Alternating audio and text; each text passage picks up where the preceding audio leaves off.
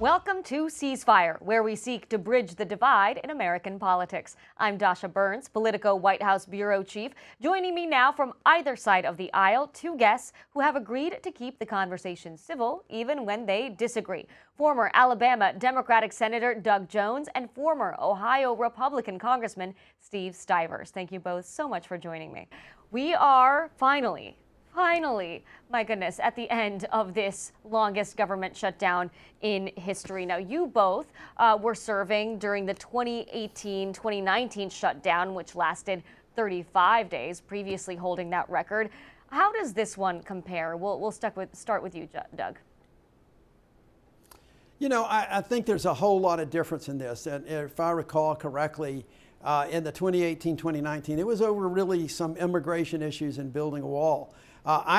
In my time there, I tried to find every way possible to vote, and I think I was really one of the few, if only, senators to vote to reopen the government every time. We've got 50,000 federal workers in Alabama. We got 750,000 SNAP beneficiaries in Alabama, and it was really important, and I just didn't feel like that immigration issues was a hill for me to die on. That said, I think this time Democrats really felt strongly about these ACA subsidies. I supported what they were doing. And at the end of the day, they had to give on that somewhat because it became pretty clear that neither the president nor Republicans in Congress were going to give. So I think the issues are a lot of the same. But you know what? Nobody wins in these things. I'm in that camp where nobody wins a shutdown. And there's a lot of pain, regardless of the issues. There's a lot of pain that gets inflicted after a few days. Yeah, Steve, do you think there was a winner here? Was there a winner back in 2018? There's never a winner in a government shutdown. I agree with Senator Jones. And I was part of two government shutdowns, one in 11, one in 18. And I continually voted at that time to reopen the government at every opportunity because I don't think you should shut down the government over a policy difference. And frankly, that's what happened here, just like in 18. It was a policy difference that one party or the other used to shut down the government. And I just don't think that's appropriate to make people suffer.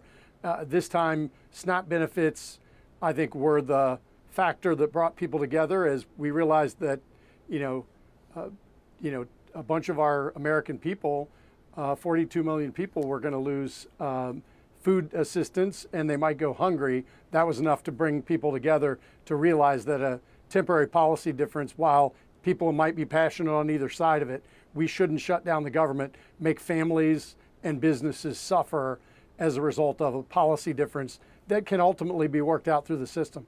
Doug, the theory for Democrats this time around was that their base really wanted them to show some fight, wanted to see them stand up to the Trump administration as part of the reason that they held out for so long. In fact, the wins that they saw in last week's election was part of the reason why they wanted to keep it going, why some were so frustrated when those 8 Democrats decided to vote with Republicans in the Senate. But do you think at the end of the day that this shutdown fight was worth it for Democrats? Was it the right fight to pick to show how they're standing up to Trump? Oh, I absolutely do, but I disagree with you that the only reason Democrats did that was just to stand up to Trump. I just don't believe that. I think that they truly believe there were going to be millions and millions of people in this country that suffer because of taking away those ACA subsidies. And they wanted to fight for those people, not just against Trump. Now, there are those that like to just fight against Trump. But I do think it was worth it. At the end of the day, they finally realized that that was not a negotiating point, that Republicans were not going to do it. And so they had to do something to gain whatever they could to get the government back open.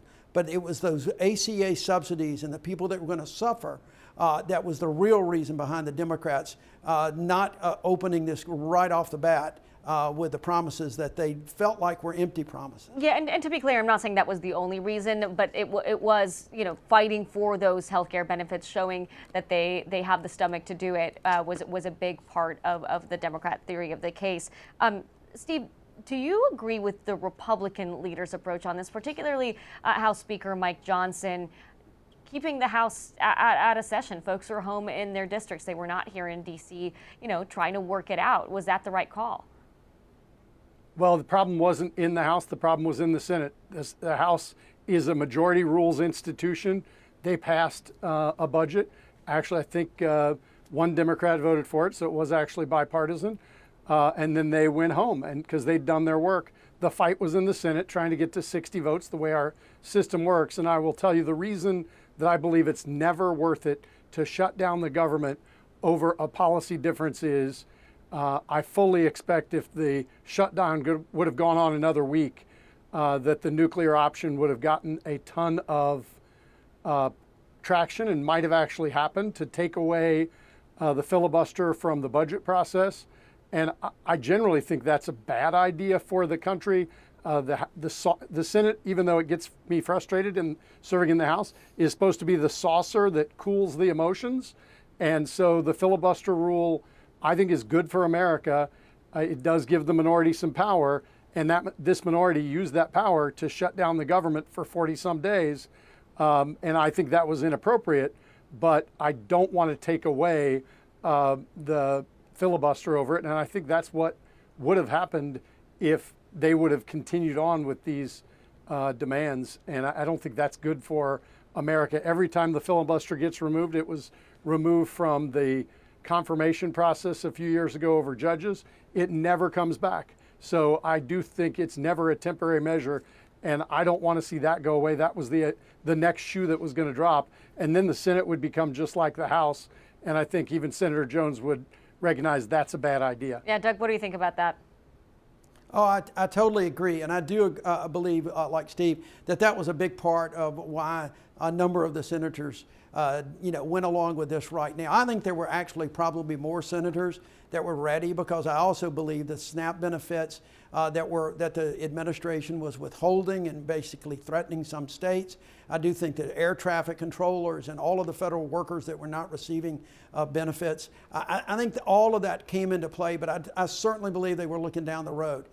When there was no negotiation on the ACA subsidies, and they were threatening to do away with the filibuster, that had to be on their minds. I don't think it was a coincidence, quite frankly, that there was the exact number of Democrats and then one independent that was needed in order to break the filibuster. I don't think that was a coincidence. I really do believe there were other Democratic senators that ready to give. Steve, I agree with Senator Jones on that 100%. I agree with the senator. I think there would have been more senators that would jump on. I do disagree that any policy difference is worth it to shut down the government and make millions of people suffer. It's just not why we were sent there to serve, to make people suffer. And, both sides have legitimate points on the ACA argument. Democrats will argue it'll make insurance more affordable for people, and has. Republicans will argue it was done during COVID. It was supposed to be temporary. And, I think Ronald Reagan said nothing has eternal life like a government program. And this is another example of that, where you just can't get rid of something that was supposed to be temporary. And the Republicans are trying to, be as fiscally responsible as they can and say, gee, there's still a lot of subsidy in the ACA, and this just takes away the extra subsidy. It doesn't remove all subsidies. So it's just going back to pre-COVID levels. This has created some conflict among Democrats. Senator Jones, there's a lot of frustration with the 8 Democrats who voted with Republicans to reopen the government. The rest of the Senate Dems, including Senate Minority Leader Chuck Schumer, voted no.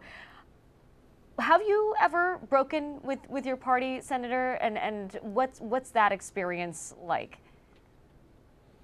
Oh, sure. I mean, I did that a number of times when I was in the Senate, including on reopening the government. I broke with them on several times, broke with them on several judicial nominations, things like that. So you've been in the shoes of these 8 Democrats. What's your advice to them right now? Sure.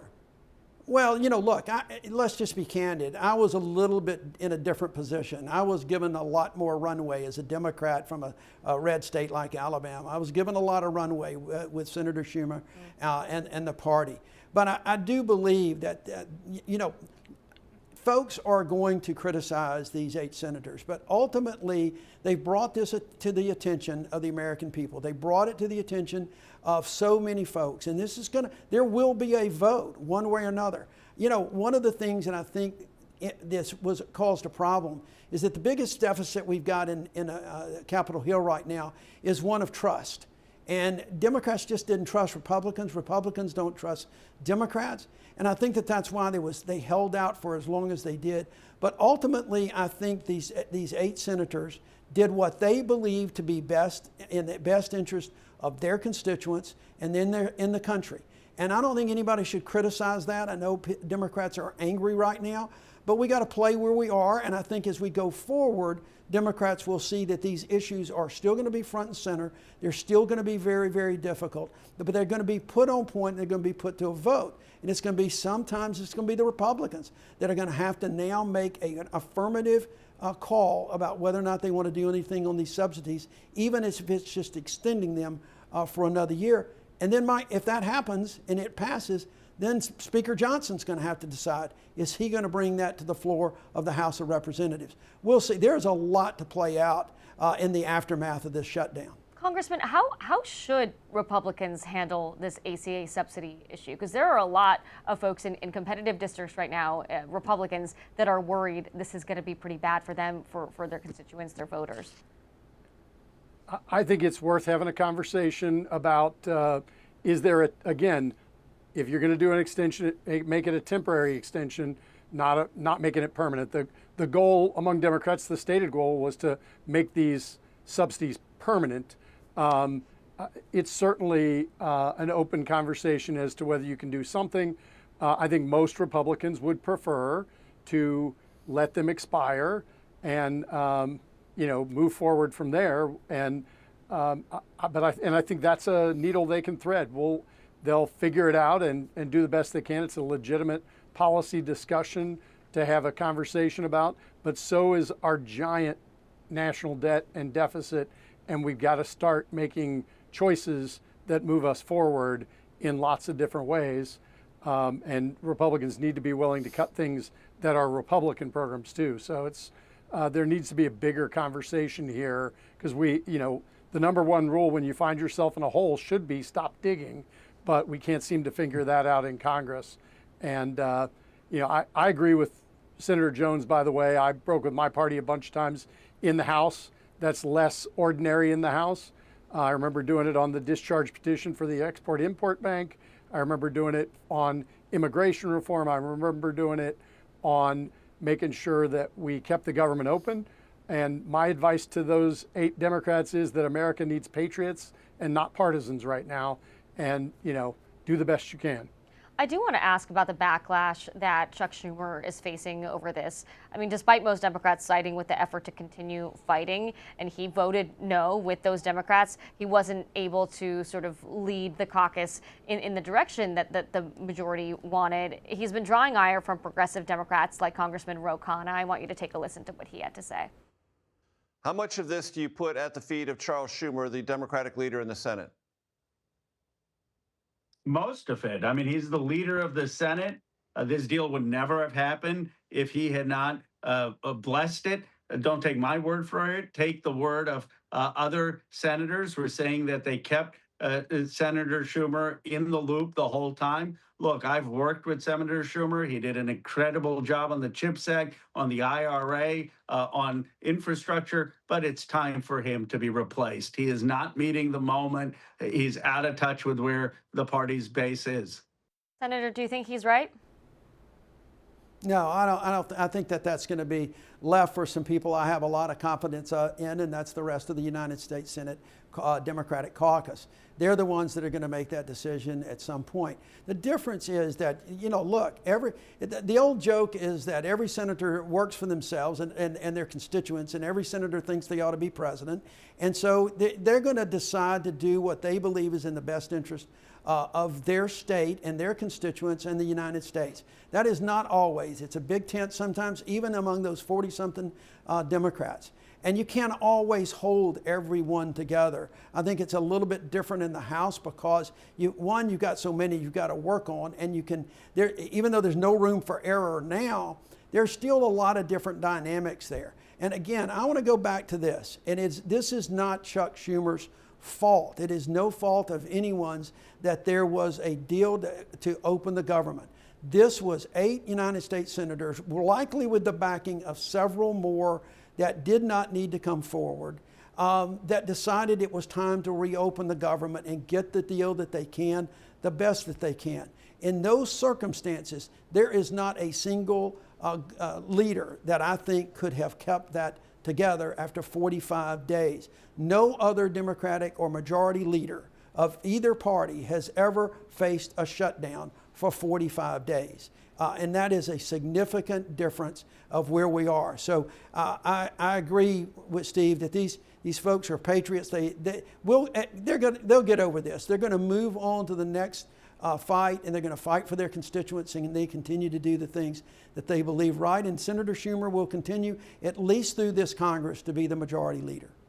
I want to turn to the future for both of your parties. We had a massive election, off-year election, but a pretty significant one in the messages, the narratives, and the storylines that we are taking out of that. The party chair of the Democratic Party chair, Ken Martin, campaigned in a red district in Tennessee for congressional candidate Afton Bain. In an interview with NBC News, Martin said that Bain has an excellent shot to win, despite the district being solid red. Doug, you have some familiarity with being a Democrat in a red state. Do you think that the Democrats should be going into those kinds of districts, those kinds of places, and pushing to connect with voters in these areas?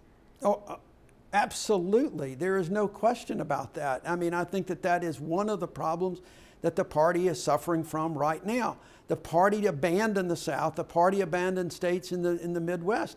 And I think we've got to go back into that, and we've got to get credible candidates that if you get a credible candidate, that you can make that candidate competitive. And we've got to start going into those areas. And just look what happened last Tuesday. In Georgia alone, you had 2 down ballot kind of races for Public Service Commission that flipped, in which Democrats beat incumbents and beat them badly. It wasn't just a razor-thin margin. They beat them badly. And those states flipped, the first statewide offices that Democrats have won in over 20 years. In Mississippi, you had the legislature. 3 legislative seats flipped to Democrats, and then there is no longer a supermajority in the Mississippi legislature. When you go in there and you can talk about issues, you can make some headway. And quite frankly, that's the way it should have been all of the time. We shouldn't have all the gerrymandering and all of this stuff going on. Everybody should be competing for the votes of their voters and their constituents, and not just taking them all for granted. So yeah, let's come to the South. Well, and Steve, I think, President Trump actually kind of cracked the door open on this idea that you can reach voters in some unexpected places. I mean, you see how well he did in places like New York City, in New Jersey, and even in California. What do you think Republicans should take away from that? And should other candidates besides Trump try their hand at connecting with voters in places that aren't deep red? Absolutely. I think majority parties are not built in deep red or deep blue districts. They're built in swing districts and districts that you can cross over that happen to be in the other party. And that's how you build a majority. That's how you keep a majority. And, it's important for Republicans that were in districts that Kamala Harris won to be talking to their voters. There's a bunch of those folks. There's also a bunch of folks that, are Democrats in districts that Trump won, and Republicans need to go after those districts pretty hard too.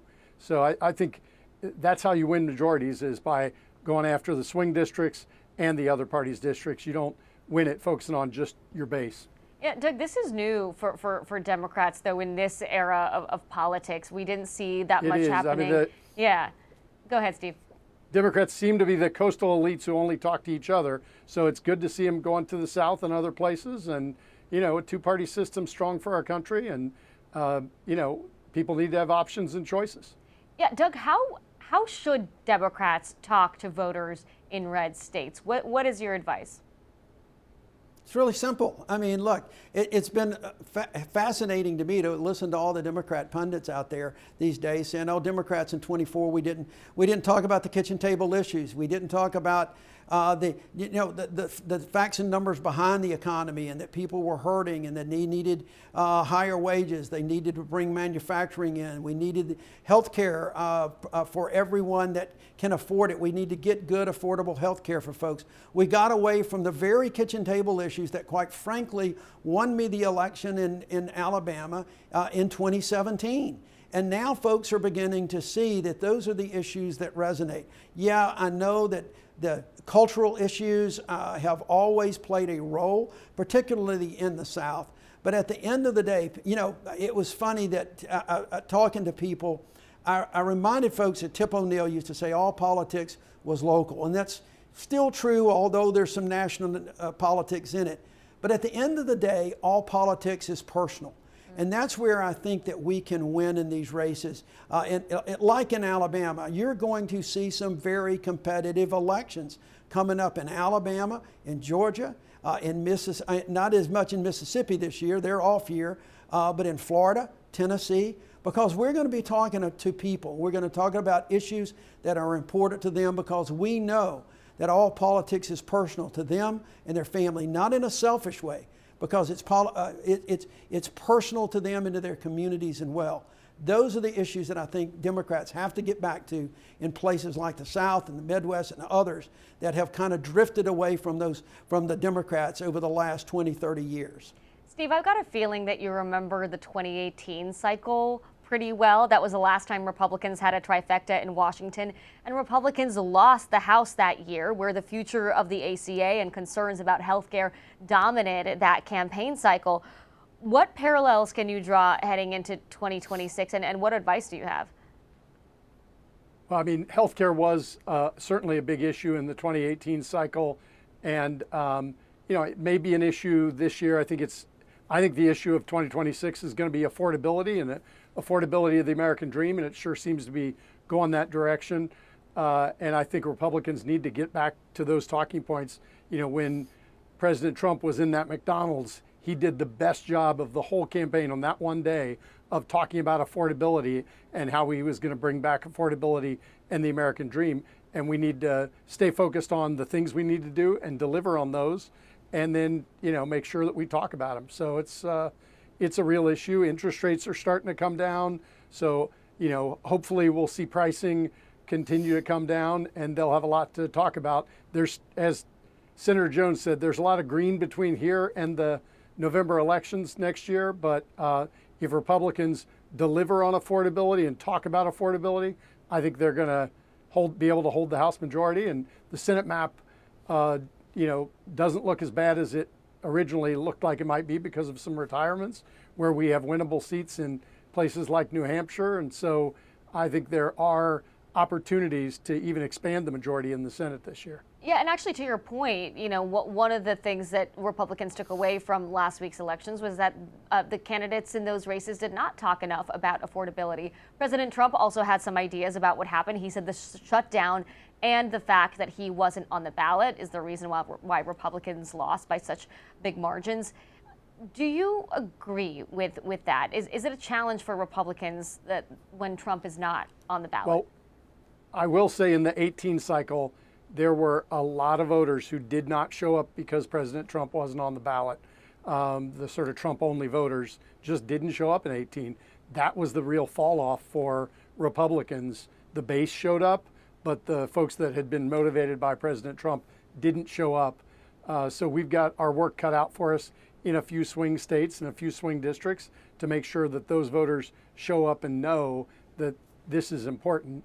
And I think President Trump says he's going to talk to those voters and do rallies and things to get them excited. And I hope that works, because that was the big deficit in 2018. You can blame it on health care, blame it on a lot of things, but the Trump voters didn't show up at the same numbers in 18. And the people who were upset, the Democrats, were motivated and their turnout went up.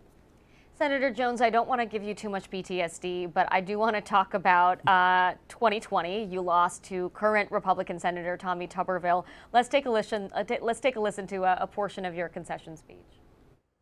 At the end of the day, my time in the Senate is going to be over, but our time has just beginning. Our time to make our state so much better than what it has been, to make sure that we continue the march of progress. All right, Senator, you knew this one was coming. You teased a possible run for Alabama governor, would be against Tommy Tuberville once more. You've got a captive audience here. You've got a national audience here. Any updates? Are you planning to run for Alabama governor? You know, I'm going to say the same thing I said the other day. Just stay tuned. We are looking at so many things. All of those numbers and statistics I rattled off a minute ago, we're looking at all the possibilities. We're looking at the affordability in Alabama, but we're also looking at getting the wind of ourselves. And the difference, there's a lot of differences today than there was in 2020, including the fact that Senator Tuberville now has a record that he's got to defend. So we're looking at really very, very closely at that. It's going to be an interesting year in Alabama, I can guarantee that. Congressman Stivers, your advice to the senator if he were to run? Follow what you want to do. Follow your passion. I know you believe in the people of Alabama, and the Buckeyes will see you in the 12-game playoff. Go Buckeyes. All right, Congressman Stivers, last question for you. Are you planning to run for any other elected office anytime soon? You know, I've been at the Ohio Chamber for about 4 years. I have fairly young children. I'm home with my wife and kids almost every night, and my quality of life is really high right now. I loved my time serving the public, and I may do it again someday, but I don't think it's going to be anytime soon. I need to get my kids through high school and actually pay for college, so that doesn't work as well on a congressman's salary. Doing my best to get some news out of you both on this one, but you are united in holding back. Thank you, gentlemen, both so much for being here with me. Former Democratic Senator Doug Jones, former Republican Congressman Steve Stivers. Appreciate you both. All right, let's turn now to this week's C-SPAN Flashback, where we dig deep into the video archives to show you a moment in political history that is eerily similar to what is happening today. Now we are taking you back to October 2013, when the federal government shut down after House Republicans refused to pass a budget deal unless it defunded or delayed the funding for the Affordable Care Act in a last-ditch effort to block the program from taking effect. After 16 days, Republicans conceded, and a continuing resolution was passed to keep funding the government. Watch. The eyes of the world have been on Washington all this week, and that is a gross understatement. And while they witnessed a great deal of political discord, today they will also see Congress reach a historic bipartisan agreement to reopen the government and avert a default on the nation's bills. This has been a long, challenging few weeks for Congress and for the country. It's my hope that today we can put some of those most urgent issues behind us. After yesterday's events, the Majority Leader and I began a series of conversations about a way to get the government reopened and to prevent default. But let's be clear, there are no winners here. These last few weeks have inflicted completely unnecessary damage on our economy. We know that families have gone without paychecks or services they depend on, that the American people are completely fed up with Washington. The 2013 shutdown did not accomplish Republicans' goal of stopping Obamacare. Flash forward to today, 8 members of the Senate Democratic caucus sided with Republicans to reopen the government. This time, Democrats failed their chief goal of extending Affordable Care Act subsidies. We've got 2 political pros from both sides of the aisle to discuss the shutdown and the biggest political topics of the week. Republican strategist Hogan Gidley and Democratic strategist Ashley Etienne. Thank you both so much for being here. We talked about this behind the scenes, but you're putting your strategist hats on today, not your surrogate hats. You're going to take us behind the scenes of what your parties are doing and why they're doing it. We heard President Obama say there that there were no winners in that 2013 shutdown. This one is finally over. I can't believe it. We might actually not be talking about it next week, but this week we do need to talk about it. So Ashley, I want to start with you. What is the mood among Democrats in the aftermath? There's a lot of emotions. You know, folks are there's a lot of folks who are pissed, if I can use that word, about how things turned out. You know, there are people who are calling for the heads of our leaders on both sides of the chamber. and folks that feel like there was no clarity on the exit, the off-ramp, the exit strategy. So there's a lot of feelings and emotions. And then you pile on top of that the fact that we'll be back at this again in a couple months' time.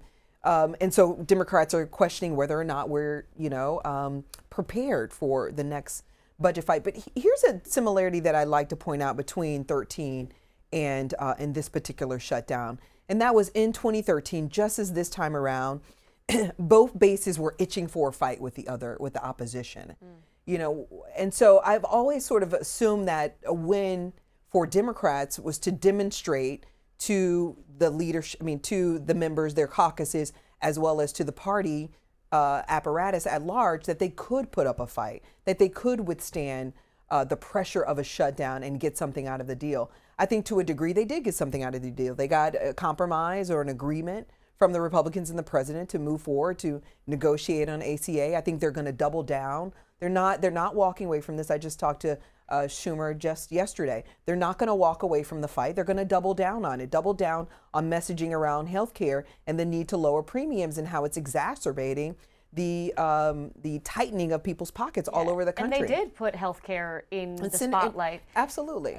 Hogan, for Republicans. And that's a win, by the way. Well, as Republicans. And they demonstrated that they could fight too, I think, to a degree, right? As the dust starts to settle for Republicans, where's their head at, the party at large? Like, is this a win? Are there drawbacks, especially coming off of last week's election? Well, I would say uniquely, in an odd way, I guess, somehow Republicans have come together in this fight. Typically, you see a lot of problems on our side of the aisle, in large part because by our nature, we're more individualistic. I would argue the other side is so tight on messaging all the time. This is maybe the one time there's been some divisions in recent memory.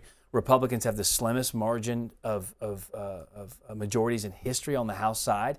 So tackling just a few votes here and there, like literally 2 or 3 that could upset the entire apple cart, is a juggling act that the Speaker, I think, has handled masterfully at this point.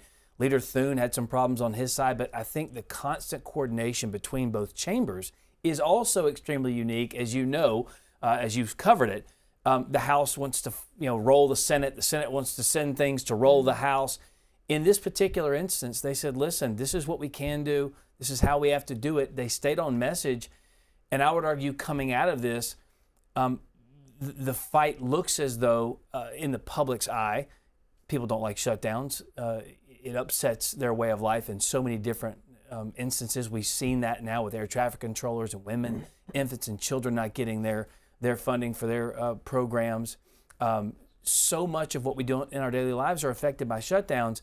But I think the Republicans stuck together in a way that I've not seen in my 25 years in politics. So right now, I think they're in a good spot. However, the looming fight ahead that Ashley pointed out is going to be about health care. There is no doubt about it. And so I think behind the scenes, and I don't want to jump into the next topic without you getting there, but I think that's going to be where we're headed next. You looked at your crystal ball here because we will head there. But yeah, go ahead, Ashley. I think Hogan's absolutely right. This is the first time I've ever seen Republicans from the top all the way down on the same message, on the same, working from the same playbook. And interestingly enough, this is the first time I've seen Democrats that were not, we've now gone through this process twice. They were not coordinated. I mean, just this past Sunday, Leader Jeffries was saying that they weren't going to cave, and within hours, the Senate caved. So it's like clearly these two sides aren't talking. And can I just say one other thing? I was in the war room for the 2018 shutdown, working for Speaker Pelosi as her communications director. And the way that we broke that shutdown was we did ground up pressure. We used, we put the pressure into the states, into the cities. We're telling real stories about the economic impact of the shutdown. And that's what applied pressure on Republicans. They respond to a ground up pressure, not a Washington, D.C. down. And so I think if I had to talk about strategy, we played our cards wrong as Democrats. We were in Washington, D.C. too much talking about process. They don't want to meet. They don't want to give us this. Rather than making the shutdown about the bad economic agenda. To that point, let me just play you a bit of sound. This is from Virginia Senator Tim Kaine, who was one of the 8 Democrats who voted to reopen the government. Here's him explaining the threat of increasing insurance premiums was not enough pressure on the GOP. I had Republicans say to me, we know we have to fix this, but you got to help us save face. and we've put this line in the sand down that we'll only talk about fixing this once you reopen government. And President Trump's insisting upon that. So we're not going to back down. I mean, that seems like kind of an arbitrary position, but I became convinced that they were sincere about that they were not going to talk about it as long as government was shut down. We could have waited for a month or 2 months or 5 months. How many SNAP benefits then would have suffered? They still weren't going to do it. But by voting to reopen, now it's a live discussion. So actually that kind of plays right into your point. He says Republicans were never going to come around, right? But only 8 Democratic caucus members sided with him. Where was the rest of the party, and why were they in such a different place? Listen, Democrats always had a weak hand in this negotiation. In 2018, when we were shut down for 35 days, Trump was trying to get money for his border wall. So he was trying to negotiate for something, as were we. So it was a more lively negotiation. But this time, Democrats had a weak hand. And the other point I'd like to point out is, unlike in 18, Donald Trump was willing to shoot the hostage this time. He was willing to push it all the way to the brink. I mean, he's in court right now trying to prevent millions of kids from actually eating. So that's the difference between these two situations. And I think, I was in the war room with Pelosi, and she looked at me when I said, this is getting too hard for too many Americans. She looked at me and said, you got to have a stomach for this job, and too many people don't. And so the Senate Democrats didn't have the stomach for the job to hold out. But again, they did not do that ground up pressure on Republicans, so that when Republicans were going home, they stayed at home all that time, that they felt it on the ground. We didn't do a good job with that. And it's interesting because the 5 families, we call them on the Republican House side of the aisle, the Freedom Caucus, the Main Street Caucus, the Moderate, all those folks, typically are so at odds with each other. In this instance, I think one of the things that did catch Democrats off guard was the fact that a lot of folks who have been solemnly opposed for their entrenched gut, position for their entire life is, we're never going to vote for a CR, a continuing resolution to fund the government. They did it. And so all of a sudden it was a very clear contrast of, not only did we just vote to open the government and give you the funding you had under the Biden administration, plus COVID era funding, which is not even a thing anymore, we all stuck together on that vote. And for whatever reason, it was like Democrats, and I would argue to some degree kind of smartly, said, we're going to try and bring health care into this. I can't tell you anecdotes prove some of this. In Ubers, a lot, people would say to me, not in D.C., but in South Carolina or Georgia, would say to me, I can't believe they're doing this over health care. And I'm like, it's not over health. And I would try to explain them the situation. So I was like, I realized it was sinking in that a lot of this was over health care in the minds of a lot of folks, whereas Republicans were like, no, here's the funding you wanted. We're giving you the funding you wanted. And being able to sit together under that, I think it was a much simpler way, because I was in that shutdown in the White House in 18, and it was a lot of convoluted stuff. And because there was a border wall and because there were things to negotiate with, Republicans didn't have anything to negotiate with because we didn't load the bill with anything. It was their funding. Well, this is such an interesting split screen for Democrats because you come off of this election win, Literally. like way more of a blowout than people expected. You've got healthcare in the spotlight. Democrats are actually singing from the same songbook. Like Republicans on this show were saying, well, the messaging is actually, for the first time in a little while, really strong for Dems. And then, boom, this shutdown ends in a way that is not so great for the party. California Democratic Governor Gavin Newsom was celebrating the election victories, the Prop 50 in California, but now says he's stunned by the 8 senators' decision. He said, quote, I'm not coming in to punch anybody in the face, but I'm not pleased that in the face of this invasive species that is Donald Trump, who's completely changed the rules of the game, that we're still playing by the old rules of the game. So what does this mean for Democrats going forward? I mean, I think that's where we are, trying to answer that question. I mean, you've got a problem with your messaging. You've got a problem with, your leadership not being able to outmaneuver Donald Trump and Republicans. You got a problem with your base. We've got, a growing trust gap with our base voters. And then you've got a party to some degree that after Tuesday was feeling emboldened, and then after Sunday was feeling completely deflated and defeated. And so I think there's a lot of emotions and no one's really sure where do we go from here. My argument to the Democratic Party is, and I said this to Chuck Schumer just yesterday, you've got to introduce an affirmative agenda. Now is the time. You saw what happened on Tuesday. People firmly, it was a total, Tuesday was a vote to indict Donald Trump's economy. It was a vote against Donald Trump. People, people are clear about, what's affecting their lives most deeply, and it's this failing economy. By their own admission, the administration's own admission, we're in the middle of a recession. So my point is, you've got to roll out an affirmative agenda that lays out your vision for lowering costs, lowering gas costs, electricity costs, grocery costs, all of those things, to give the party something to rally around and something to draw this contrast between what we're seeing and experiencing with this failing economy and what Democrats would do differently. That's where we've got to go next. You talked to Schumer. Take us behind the scenes to the extent you can. How much trouble is he in, and do you think he should step aside? Well, I mean, I think it's clear that they're feeling some level of heat. I think all the leadership is feeling heat. It's not just him, and I think it's, from the top down, from the head of the DNC to the two chambers. Where the party decides to go next, I'm not sure. I mean, the reality is nobody wants any of those jobs. So we're left with the leadership that we have. But now my point is that, to Gavin Newsom's point, you've got to start playing a different game.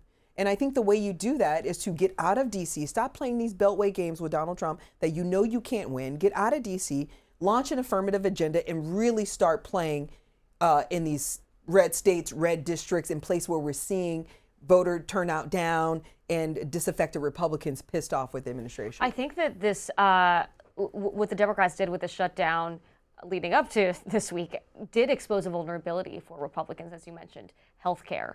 How does the GOP combat this? Well, first things first, I do want to say, because you know the Hill so well, and you mentioned this, which I think she's right about, and that is Democrats were in town in Washington, D.C. talking about this, which was problematic. Republicans weren't. So you couldn't pull aside members of those five factions in the hallways and get them to say a different message or get them to go down a healthcare rabbit hole. They focused on stayed on the shutdown, and that was it. Democrats were in town going all over the place. But they did bring up the issue of healthcare, which I think is something we're going to have to address moving forward. It is very interesting always that the way bills are named. In large part, I remember Rush Limbaugh used to say, if I were in Congress, I'd name every bill the Martin Luther King Memorial Bill, because you couldn't vote against a bill called that. Inflation Reduction Act by the Democrats didn't reduce inflation. Affordable Care Act, it's far from affordable. So it's a problem of their own making. They created it, they voted for it, they administered it, they raised the premiums have gone up, it's unaffordable. It's a real problem. So what's going to happen to get fixed? I don't know, because Republicans, as you know, are always underwater on the health care issue in a lot of ways. So I know that the White House has its own ideas of plans and ways to work in to help fix it. I know that the House is on this same page as well. The Senate is working. We've all got ideas of how to fix it. But what Mike Johnson has been very clear about as Speaker, he's not going to do what Schumer wants to do, which is to get the four leaders in the room, Hakeem Jeffries, Thune, Schumer, and Johnson, and decide for the entire country what health care is going to be. Johnson, for good or bad, is going to go to every member of his conference and say, give me your ideas, let's talk about it, and try and shape something from his side. That's what's going to happen moving forward. It's going to take some time, and it will be a bloody political battle. And interestingly enough, what I've noticed is that Republicans, for the first time, are solidifying their narrative and their messaging around ACA. I mean, Hogan just laid it out. It's too expensive. It's not sustainable. If it's affordable, why do we need to fix it? I mean, they are literally crystallizing the message. And I was just saying this again to Mr. Schumer. The vulnerability for us is that we've never messaged against the negative on ACA. We've always been on the offensive when it comes to ACA. We need to, premiums are too high or pre-existing conditions, everybody should be covered. That's an easier message than to explain why it's so expensive. Yeah. Yes. Right. So up until just very recently, the shutdown healthcare, that was the headline.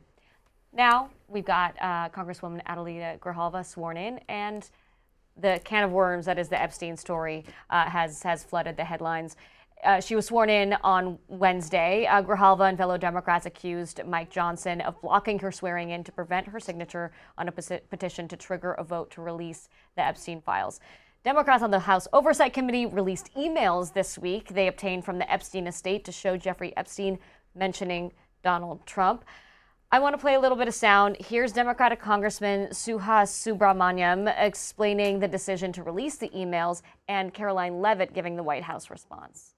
I mean, we got these documents from the Epstein estate, right? And they were releasing these in batches. So it just so happens that they released this past week, and we were able to find emails involving President Trump where Ghislaine Maxwell and Jeffrey Epstein were talking about him. And it seemed to indicate that they had information about President Trump's involvement. They seemed to imply that President Trump had some sort of engagement and involvement with them. And so, certainly that raises questions in a time where President Trump is the one preventing the release of the files that the FBI, DOJ have about the Epstein case. When Joe Biden was sitting in there, the Democrats never brought this up. This wasn't an issue that they cared about because they actually don't care about the victims in these cases. They care about trying to score political points against President Trump, as we have, of course, seen with this government shutdown. And this entire thing, again, it's not a coincidence to the American people at home. There are no coincidences in Washington, D.C., and it is not a coincidence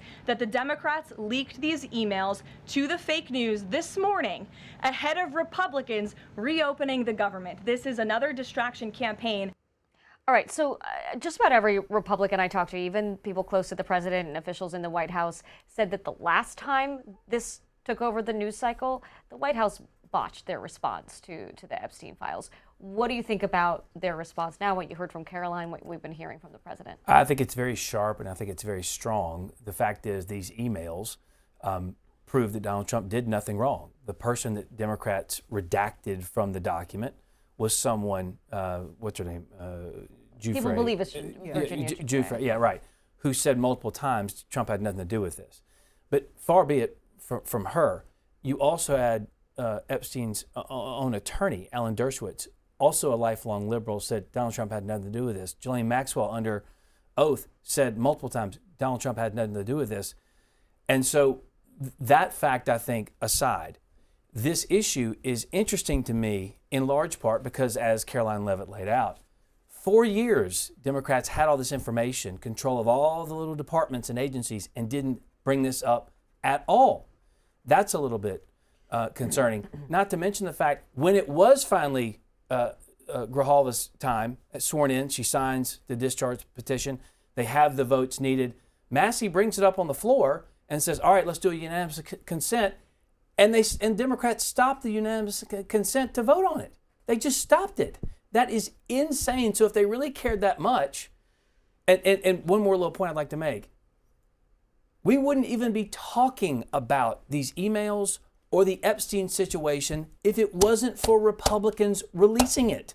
It was them who put them out. So why do you think, Hogan, that the president is pushing back so hard, saying that Republicans are terrible and stupid for wanting to get these things released? Like, do you think he's kind of being his own worst enemy here by trying to keep this from coming out? I think he knows Washington, D.C. a hell of a lot better this time than he did the first few months of his first term, and that is he knows that without these letters, and I watched MSNBC and CNN pretty much all day after the release of the letters, or the emails rather, it was wall-to-wall Epstein. He knows the successes he's had with ending foreign wars, with closing the border, lower prices for gas than we've seen, inflation coming down, all these things, crime coming down, the shutdown ending because he knows what in D.C. they will do is cover something like this as opposed to successes from Republicans. I imagine it's very frustrating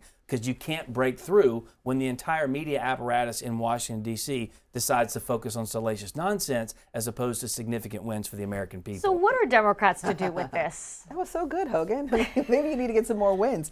No, I think, here's the thing. I think you're absolutely right. The real question is, then if he has nothing to do with it and he's in the clear, then why is he mounting a pressure campaign to get Republicans? So is that the Democratic messaging? Is that what they should be focused on? That is what they're focused on. And they're also focusing on this question of, well, what are you hiding?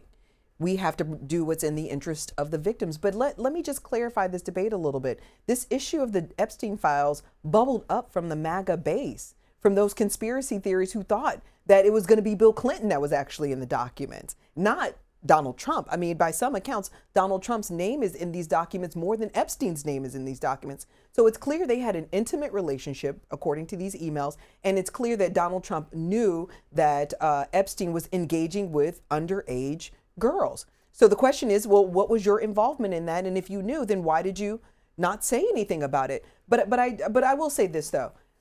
I think we have to shift as a strategist. We have to shift gears on how we're talking about Epstein, not as an isolated event. We need to talk about it as a part of Donald Trump's culture of corruption, the fact that he's trying to cover something up.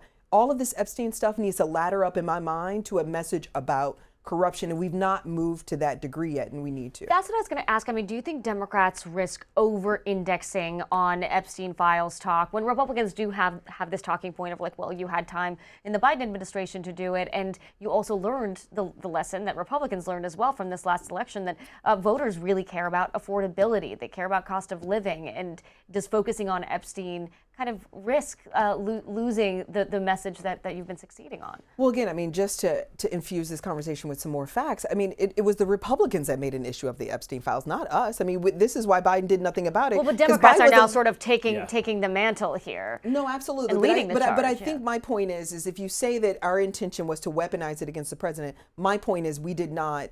That's not how it started. Exactly. So our question then is, well, what are you covering up? Now we need to dig because you clearly are trying to cover something up from the head of the party all the way down. But I think the thing is you can do more than one thing at a time. When we won 40 seats in 2018, we had 3 message frameworks. One was jobs, healthcare, and corruption. Those three messages still permeate in our priority. Well, you're saying it's about connecting the dots now. You have to connect it to the corruption. And then corruption is a really big bucket. I mean, for Donald Trump, I mean, it's the biggest bucket.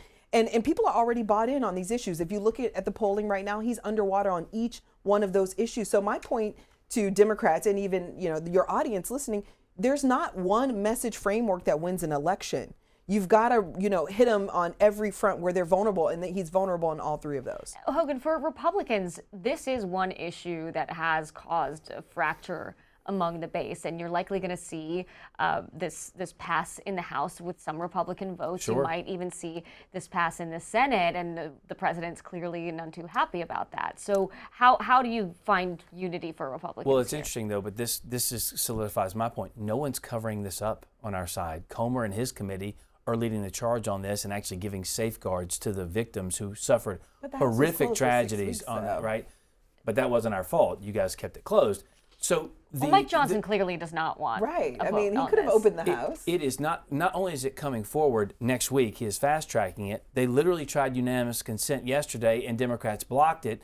And then on top of that, Comer and his committee, they're the ones who released the letters we're even talking about right now. Of course, MAGA was concerned about Epstein and what he was doing because we were angry that someone that powerful and his network of a child sex ring wasn't being talked about more, and who were the powerful that were involved with it. But hold on one second. But journalists themselves, also interestingly enough, Michael Wolff, working with this child predator to try and strategize against Donald Trump, and the New York Times reporters also working with Epstein to try and mess around with Trump too. It also shows a lot of interesting bedfellows, forgive the phrase, with someone like Epstein, who is a known child predator and criminal, child sex trafficker, and reporters in D.C. To just release the files. It's really that simple. Well, that's what I'm talking about. To get us back to the spirit of ceasefire, I think one thing that this story does put in the spotlight is there is some unity around more transparency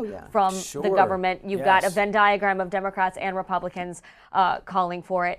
I want to end on something a little bit more fun, which is our weekly feature, Not on My Bingo Card. There's a lot of funky, unexpected moments in politics these days that we like to highlight. This week, President Trump welcomes the Syrian president to Washington. It marked the first time a Syrian head of state has visited the White House. But it's this video posted by the Syrian foreign minister that's going viral. The Syrian leader finding time to shoot some hoops while in the U.S. You can see him here playing basketball with senior U.S. military officials, Admiral Brad Cooper and Brigadier General Kevin Lambert. Not something like you his see form is a little every day. Yeah. questionable. How are his hops? What do we think?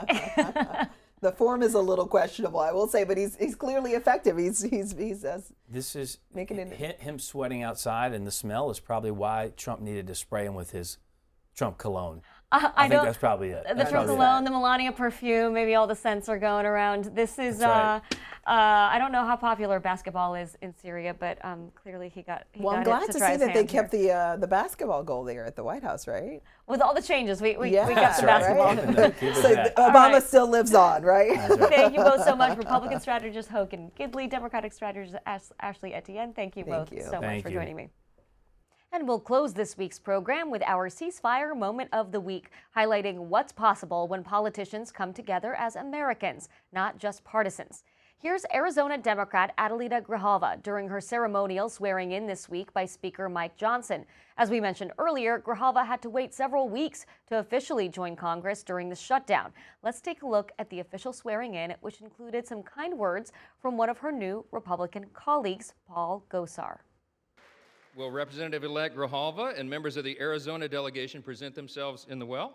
And all members will rise. And the representative-elect will raise her right hand.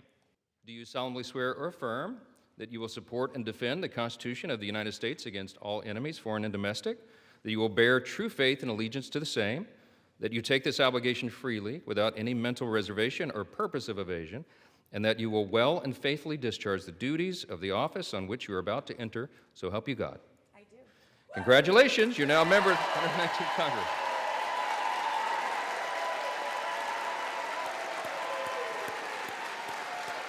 It is my pleasure to rise today to congratulate our newest colleague and fellow Arizonan on her swearing in as the representative of Arizona's 7th Congressional District, Congresswoman Adelita Grijalva.